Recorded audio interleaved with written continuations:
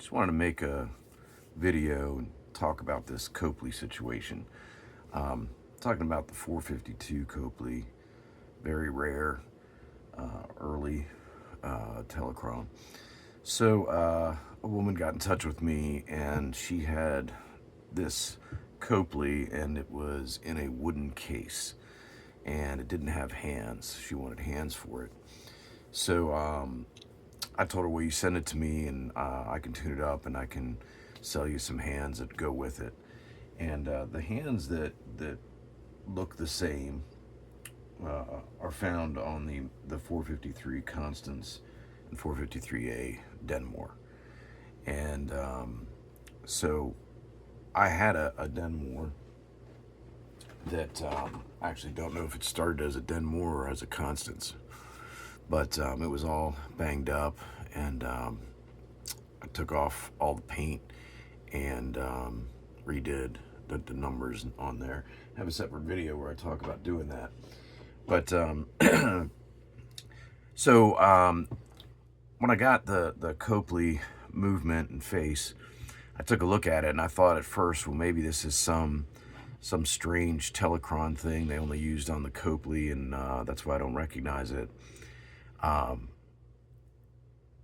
never worked on a Copley 452 before. So, but as I started to work on it, I realized, this is some homemade rigged up stuff, and this is not Telechron movement. And the hints were things like, you can tell it's obviously like this pattern here. It's not done in a factory or machine. It's done by somebody at home. Whoever put this together is very clever. What they did is they used a Telechron B rotor and a coil, and they added this gear to the Telechron rotor. Has this set screw in there, which I backed off so you guys can possibly see it sticking out there. But so this thing was rigged up so that this thing, this rotor, actually went this way, turn this mechanism and around the clock. But this is not Telechron. So, and what that meant as a consequence was that the hands I had from my Denmore were not going to just fit onto what was here. In order for the hands to fit, it had to have a Telechron movement, or at the very least, a minute hand and hour hand sleeve, so that the hands could fit on there. So my first thought was take a Denmore, and I have three that I've fixed up. Two of them have sweep hands, and one of them doesn't. And the idea was that I was going to take the hands off the one that doesn't have the sweep hands, use it for the Copley, and down the road find a Denmore or Constance that was busted up but still had the hands, and I get the hands off of that, make a complete clock again. So, but when I realized that all the movement was not Telechron and the hands wouldn't fit, then I took out the movement from the Denmore.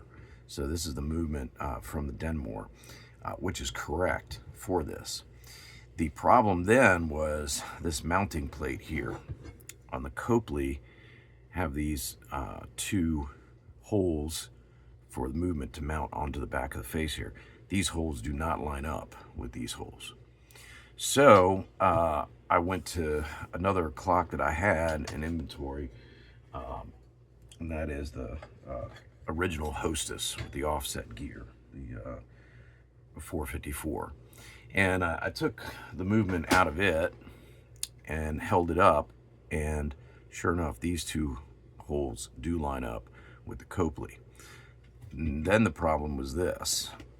This is different from the minute sleeve and hour sleeve of the Denmore and the Copley. So what I did was I removed this, and I removed this. This is a much better system. It's held on there by these little screws.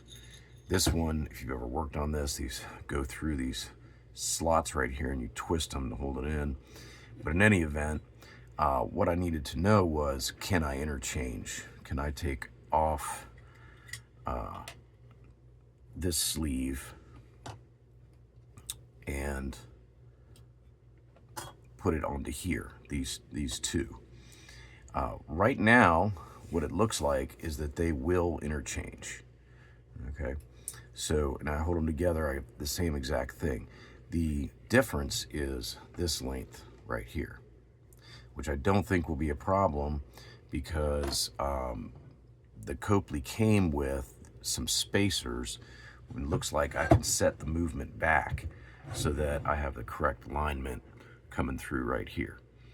So what I'm going to do is I'm going to combine the movement from the Hostess and the movement from the Denmore, have one that's clean and ready to go. This has been clean and this one has not. So I'm going to take the parts I need from this one and the parts I need from this one, make sure all the parts are clean, put it together. I'm also going to remove this part right here for setting the wall clock. I actually have a wall clock where the teeth have all been damaged and ripped up, and so I'll use this for that one. I do have a video out there about how to fix this situation if you have one of these where you pull down, it doesn't turn. There's a way you can clean it up so it will turn again without breaking off all the teeth. So anyway, so this is my plan. I'm gonna take parts from the Hostess, parts from the Denmore, create a movement that'll work and attach to the Copley back. And I plan on making another video and letting you all know how it turned out.